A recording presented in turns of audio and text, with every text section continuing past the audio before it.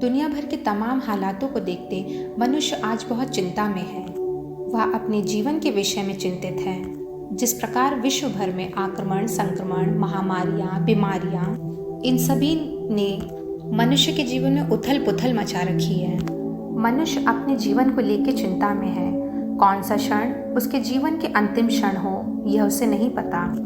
मनुष्य की मृत्यु कब, कैसे और कहाँ हो जाए, यह कोई भी नहीं जानता।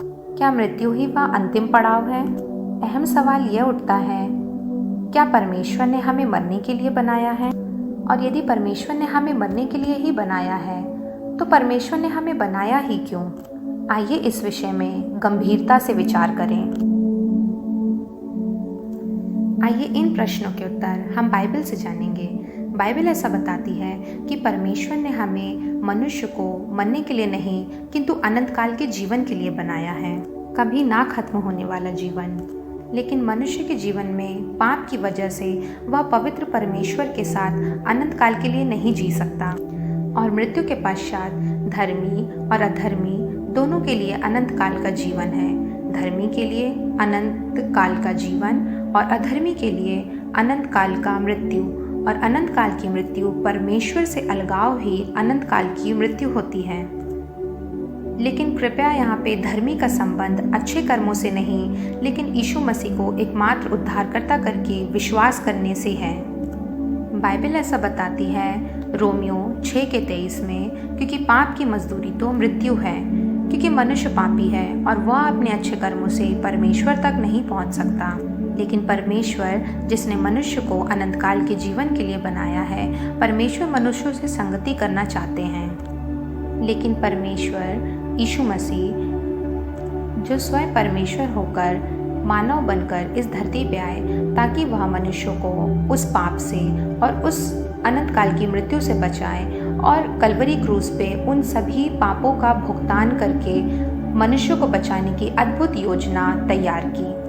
और मनुष्यों के पापों का सारा दंड उन्होंने कलवरी क्रूस पर उठाया। वो मारे गए, गाड़े गए और तीसरे दिन मृतकों में से जी उठे। और यही जीवित यीशु हमें कभी न मरने वाला जीवन प्रदान करता है। और जब एक मनुष्य अपने आप को पापी स्वीकार करके यीशु मसीह के बलिदान पे विश्वास करके और उसे एकमात्र उद्धारकर्ता अपने जीवन में स्वीकार कर उसके अनुसार अपने जीवन जीने को समर्पण करता है, उसी क्षण वह मनुष्य अनंत काल में प्रवेश करने की अद्भुत योजना में शामिल हो जाता है। और परमेश्वर यीशु मसीह पर विश्वास करना ही धार्मिकता कहलाती है। जिस प्रकार रोमियो 4:3 में लिखा हुआ है, इब्राहिम ने परमेश्वर पर विश्वास किया और यह उसके लिए धार्मिकता गिना गया। वरन हमारे लिए भी जिनके लिए विश्वास धार्मिकता गिना जाएगा, अर्थात हमारे लिए जो उस पर विश्वास करते हैं, जिसने हमारे प्रभु यीशु मसीह को मरे हुओं में से जिलाया, वह हमारे अपराधों के लिए पकड़वाया गया और हमारे धर्मी ठहरने के लिए जिलाया भी गया।